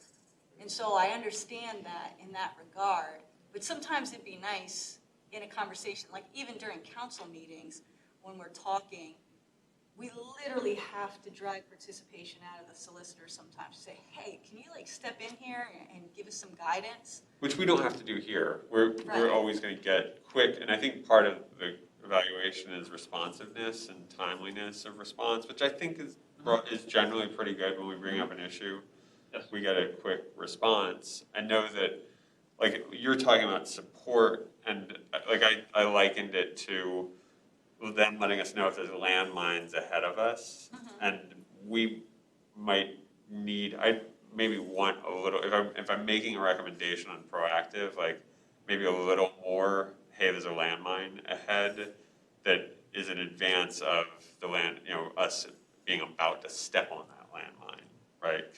And that I think just is a feature of any solicitor relationship. Ideally, and I think this always calls you in to ask questions about your own relationship with your solicitor and whatever your other experience is. So, John, I imagine at the bank, your solicitor is probably, now that you're thinking about it, maybe like more proactive. And you guys are in a highly regulated environment, but. Yeah, it's funny because on the solicitor side, I'm going to go back to what Terrence said, and to me, there's a difference between advice and marketing, guidance and marketing. To me, every law firm's got a marketing department. Hey, the Supreme Court just did X, you're going to have to figure it out. Pay us and we'll help you figure it out. Getting those kinds of communication pieces can be helpful because they can alert you to things that happen that you may not be aware of and that you need to deal with. So to me, I don't see that, but I don't know if you guys see those pieces and we don't, and that's fine. If you see them, No. And it may be that their firm's not set up to do that, but every firm that we deal with, because we've got a workout firm, we've got a corporate firm, we've got a labor firm, we've 4 different law firms, because we really wanted to hone in on who's got the expertise and what we can consider to be a fair rate. So I would not give my workout work to my labor firm, because I know they're gonna screw it up and it's gonna cost me more. So that's where I go, really fine tuning who you're dealing with, I think is important. But the proactive side, I actually have had a couple of different experiences with the judge, where he went ahead and answered a question we didn't ask because we already knew the answer. And the last one was on the Paycheck Protection Program, whether or not the airport qualified. Then there was another question that we knew the answer to, but he had, 3 or 4 days later, we got the memo from him saying, well, I've researched it, and here we go. I was like, we didn't ask you to research it. So sometimes I saw he was a little bit too proactive and in doing things that we didn't ask him to do because he thought they should be done. But he should have asked first, do you want me to do this or not? So there's a sense of redundancy in some of what he's doing. Yeah, some of it we already know the answer. We don't need the judge to spend time on that aspect of it. So I've seen a couple of instances where he was actually a little too quick. Interesting. Do we think that the judge is ever responding to queries by any of 15 members? That may not be channeled through the executive committee? He will move without board direction. He'll move on individual director direction, which really shouldn't be. That should go through here. Well, we're speculating at that point, I assume. Well, I'm saying that it's not speculation because that's what happened. It was a conversation you, me, and the judge had regarding the Paycheck Protection Program, and he went ahead and did something, and I'm one guy. That should not have happened. We didn't ask him either. No, we didn't. Yeah, so no, I think that has happened, and I think it's his desire to fill the role. I think he does a good job. I rated him well. I think the firm does a good job, and I think he does a good job. Just a couple of things I think we need to focus him in on a little bit. Well, but those are really good points, and I can't remember who mentioned it. I mean, part of the purpose of doing this thing is to evaluate your existing relationship, and if there are other firms out there that are providing, again, you said whether it's marketing or guidance, this is, there are other firms out there that do provide that type of guidance or marketing, whatever you want to call it, and it's something that I think we would value. If you're not getting that type of thing, and it's different if it's not something that they offer, right? Right, yeah, whether or not they are aware that we're interested in it, maybe they have that opportunity to provide it, but just haven't provided it because we haven't asked for it. It could be a question of that as well. I don't know, but it's a great point. It's difficult to know the questions to ask, though. If you don't know the question to ask or how to ask it, phrase it in the right way, yeah, it's hard to get that information if there's not that sort of preemptive action on the part of legal counsel, who is supposed to be the person who's in the know on issues like that. You know what, John brought up a really good point. Some of these firms have marketing divisions which will reach out, and the reason they reach out is to entice you to engage them, to pay them to address the issue they just told you about.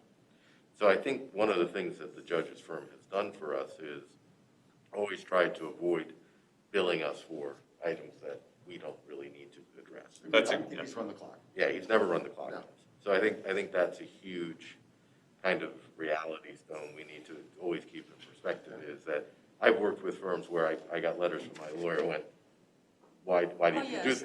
I've got letters like that too, and you're just like, geez, why do I have to pay for this now? Right. Why am I paying you for something that I had no desire to engage you for? So, I think we have to give them a huge plus for that. And that is one of the evaluation points, is the questions are, do they provide timely warning on additional fees or disbursements, including updating estimates? Do they suggest ways to maximize work efficiency and reduce fees? Do they provide accurate estimates once the scope is known? Do they provide accurate invoices? I mean, presumably. It's interesting to bring up accurate invoices. The last few invoices, we had to go back to them and tell them that they were wrong. Oh, really? Yeah, they were billed, and we had to give them the adjustments. I mean, they didn't come back to us. We said, what is this? We got double bills. What is this? So that was the last couple of months. Now, some of it could be, COVID and, a different person handling stuff, but that's been the last couple of months. The other thing that I think is important to bring up is, when you're talking about a judge, it's a different perspective than a lawyer. So he's looking for, this is the right way versus, I want to do it this way. He's not necessarily looking for loopholes or ways to get you there. He's just telling you what the law is. That's just being a judge versus an attorney. That's just his background. So it's fundamentally a creativity issue around. Right, you know, like, hey, how do I get to here? Law says this. You know, that's his whole career, looking at interpreting the law. He's not looking for how you get around it. He's looking for this is the law. And again, this kind of a fundamental, you know, when you're a lawyer, you look at differently than you are a judge. So that's just one of the things that I've seen. No, I think that I've seen the same, that there's times when you'd rather see the roadmap, you know, I don't wanna know what the law, I know I can't do this the way I want to, so tell me how I can, don't tell me I can't. Right. Tell me how I have to get this done, tell me how I get there, don't tell me that the law says I can't do it. And we spend a lot of time talking about, well, you can't do it, instead of, we need to do this, how do we figure this out? I think the Worldfield thing was kind of that one we did finally work to that, but that's really where that started was, you have to bid this, done, end of story, you can't, you know. He did certainly help us get to the solution, but it took us a while to kind of get to that, so that's a good. That was his first response. No, I don't think it ever is. Its first response is this is what, like Todd said, the first response is to tell you that the law says this is what you have to do, as opposed to, let me look and figure out how we get you where you gotta go. But it is kind of valuable to have that perspective, and then also to have his team of individuals like Elizabeth and Art and stuff like that, who can give you that alternative perspective too, just so that not every law firm maybe has that, and then maybe that's an added value to understand the law and the workaround. I think that's where you circle back to the role of the solicitor to this authority, and is to provide us like here's what you can't do. And the role of those additional counsels is to give us the guidance on how to do it, how to do what we want to do. And that might just be a feature and not a bug of our solicitor relationship. The bugs, I would say, are things like incorrect invoicing, if there's the lack of timely advice on things that may be in the future for us. But the features may be our general solicitor just kind of is the person who's there to tell us no, and then we go outside to figure out how we get to yes. I mean, to me, we're talking about marketing pieces. I'd love to see the stuff if they send it out from Kirschbaum. Kaplan Kirsch? Or Kaplan Kirsch, I'm sorry. Yeah, because that's, We can I get- mean, yeah. that's where we're, you know, from a business perspective, we got a lot of expertise around the table, from a true airline, airport. Yep. Yeah. Yeah, I Well- think actually a lot of the marketing pieces that we do see from them, or at least from my perspective, is very informational, very helpful. Yep. I mean, I'm sure you get them. Yeah, they are, and even outside of the marketing stuff, we also get sort of the offhand, just email from one of the attorneys when something's coming down too, you know. Right. It's not necessarily It's from not the a canned marketing marketing, you know, e-blast that they'll just send to us, say, hey, you know, we saw this and something we need to talk to you about, or we, you know. Yeah, we thought of you guys and, Yep. you know. Yeah, I think they Anything you send a see in lot that of good regard, you think we ought to know about, pass along. Yeah. Okay. Yep. Yeah. Well, that's curious to us, again, in that, so as a municipal authority, we're a municipal authority with particular charge, which is this aviation stuff, and those things are all interesting. I think the Florio Perucci is providing guidance to us in our existence as a governmental body. So maybe it's not gonna be as sexy as like whatever, you know, not to suggest that airport regulation is. Come on now. Sorry, Tom, I know it.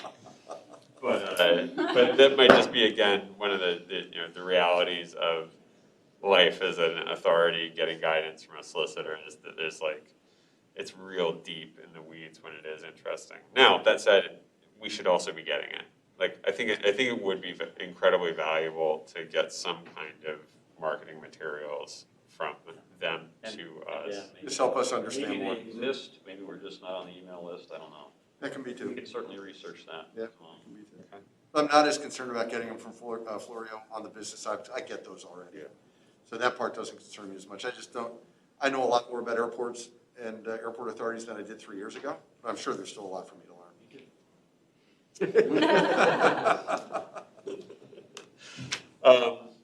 Is there any other general comment beyond the communications, I think we all agree are pretty good. We'd like to see some, at least in terms of timing, there's a little bit of room for improvement on the costs, on the accuracy of invoicing and accounting and items.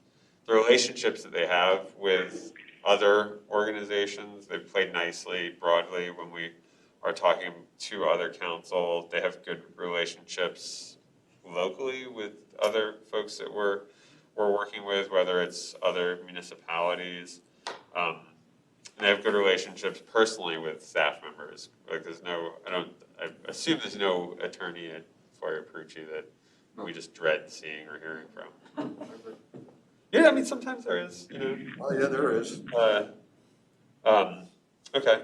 And broadly, I think so I would offer, one of the concerns that I had without getting into too much detail around around our potential litigation with someone was the nature. I think if I'd offer one comment, it would be that the judge sometimes in his written correspondence can be a little, I know we were talking about the conservative nature, but a little aggressive and persnickety. And I'm trying to think of like nice words for being somebody who's maybe wrongly antagonistic. That's just something I've noticed. I don't know if that extends to other relationships or other communications, but I think sometimes there's one particular instance where I can think of where it seemed like he was picking a fight where he didn't need to pick a fight. And I think I even brought it up over the course of the meeting. But well, if there's no other additional comments, I'll write this up and then share it with our solicitor and that'll serve as their evaluation. Thanks, Yeah, this is Ted. This is Ted. I generally concur with the flavor of the conversation. I have seen the judge sort of lunge at a topic. You know, I'll make a random comment about something, and suddenly there's work being done, and I wondered if that was appropriate. But it's always good work for perhaps solidifying the process of how the judge is engaged officially is probably a good thing. Okay, thank you. Well, without any additional comment, I think we can close the meeting, and I'd ask for a motion to adjourn. I'll make a motion. Okay. We are adjourned. Thanks, everyone. Thank you, everybody. Have a good day. Go Birds.